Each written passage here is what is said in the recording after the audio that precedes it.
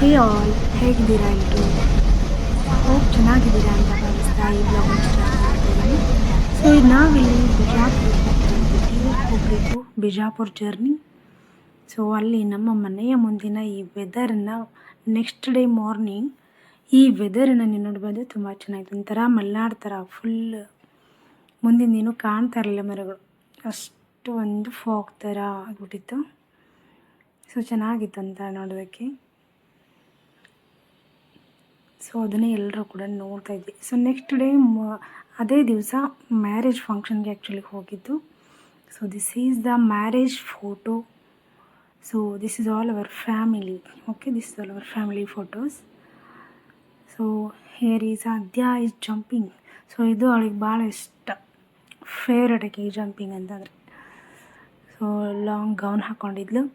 So ಕುಣಿಯೋದಕ್ಕೆ ತುಂಬ ಸ್ವಲ್ಪ ಜಂಪ್ ಮಾಡೋದಕ್ಕೆ ಕಷ್ಟ ಆದರೂ ಕೂಡ ಜಂಪ್ ಮಾಡ್ತಿದ್ದ. ಓಕೆ.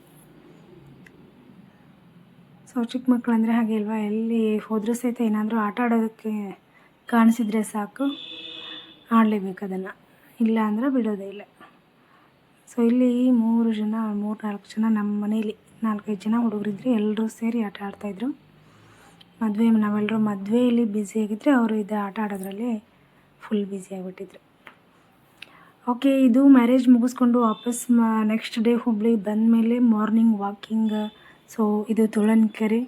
ಸೊ ತುಳನ್ಕೆರೆಗೆ ಡೈಲಿ ವಾಕಿಂಗ್ ಹೋಗ್ತಾ ಇದ್ದೀವಲ್ಲ. ಸೊ ಅಲ್ಲಿಯೇ ಒಂದು ಸ್ಲೈಡಿಂಗ್ ಆಡ್ತಾ ಇರುವಂಥ ಒಂದು ವಿಡಿಯೋ ಇದು. ಸೊ ಅಲ್ಲಿ ತುಂಬ ಇದೆ ಆಟ ಆಡೋದಕ್ಕೆ. ಸೊ ಡೈಲಿ ಮಾರ್ನಿಂಗಲ್ಲೇ ಅದನ್ನು ಕರ್ಕೊಂಡು ಹೋಗಿರ್ತೀನಿ. ಸೊ ಸ್ವಲ್ಪ ಹೊತ್ತು ಆಟ ಆಡಿಕೊಂಡು ಎಂಜಾಯ್ ಮಾಡಿಕೊಂಡು ಬರ್ತಾಳೆ. ಬಂದ ನಂತರ ನಾವು ಟಿಫಿನ್ ಮಾಡ್ತೀವಿ. ಸೊ ಮಾರ್ನಿಂಗ್ 1 ಅವರ್ ಹೋಗಿರ್ತೀವಿ. ಸೊ ಟಿಫಿನ್ಗೆ ಬಂದ ಕೂಡಲೇ ನಾನು ರಾತ್ರಿಯೇ ಇದನ್ನು ಅಕ್ಕಿ ಮತ್ತು ಹೆಸರು ಕಾಳು ಸೊ ಎರಡನ್ನೂ ನೆನೆಸಿಟ್ಟಿದ್ದೆ. ಸೊ ನೆನೆಸಿಟ್ಟು ಇಲ್ಲಿ ಸ್ವಲ್ಪ ರುಬ್ಕೊಂಡಿದ್ದೀನಿ. ಇಲ್ಲಿ ರುಬ್ಬೋದಕ್ಕೆ ನಾನು ಅಕ್ಕಿ, ಹೆಸರು ಕಾಳು ನೆನೆಸಿದ್ದು, ಮತ್ತು ಅದಕ್ಕೆ ಸ್ವಲ್ಪ ಪಾಲಕ್, ಶುಂಠಿ, ಮೆಣಸಿನ್ಕಾಯಿ, ಉಪ್ಪು ಇದನ್ನೆಲ್ಲ ಹಾಕ್ಕೊಂಡು ರುಬ್ಬಿಕೊಂಡು ನಾನಿಲ್ಲಿ ಈ ಥರ ದೋಸೆ ಹಾಕ್ತಾಯಿದ್ದೀನಿ.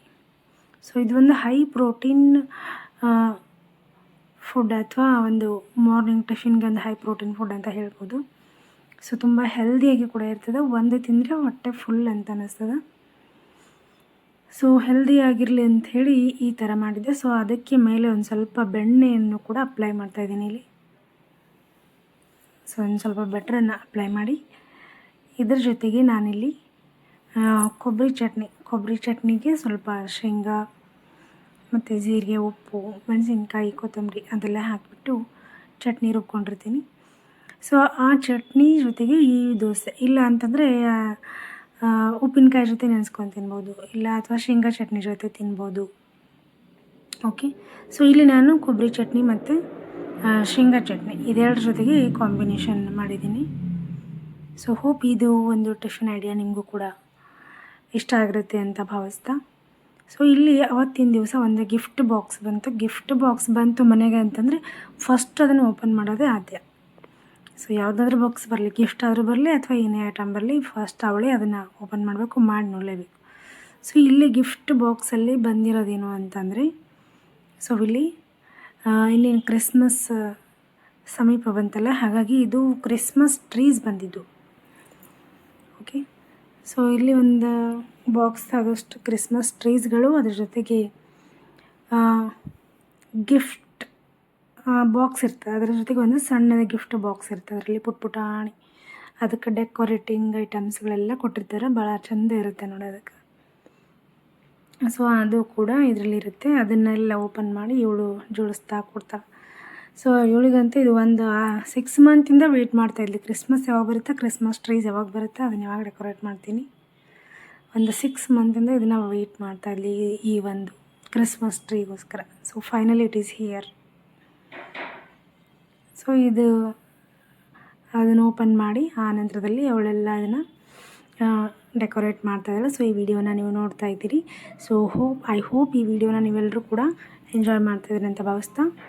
ಸೊ ಇವತ್ತಿನ ಈ ಒಂದು ಬ್ಲಾಗನ್ನು ಇಲ್ಲಿಗೆ ಎಂಡ್ ಮಾಡ್ತಾಯಿದ್ದೀನಿ. ಸೊ ಕೀಪ್ ಸಪೋರ್ಟಿಂಗ್ ಆ್ಯಂಡ್ ಇದೇ ರೀತಿ ಬ್ಲಾಗ್ಸ್ಗಳನ್ನ ನೋಡ್ತಾ ಇರಿ, ವೀಡಿಯೋಸ್ಗಳನ್ನ ನೋಡ್ತಾ ಇರಿ, ನಿಮ್ಮ ಫ್ರೆಂಡ್ಸಿಗೆ ಕೂಡ ಶೇರ್ ಮಾಡಿ. Okay, so thank you so much for watching. We will meet in the next video. Bye.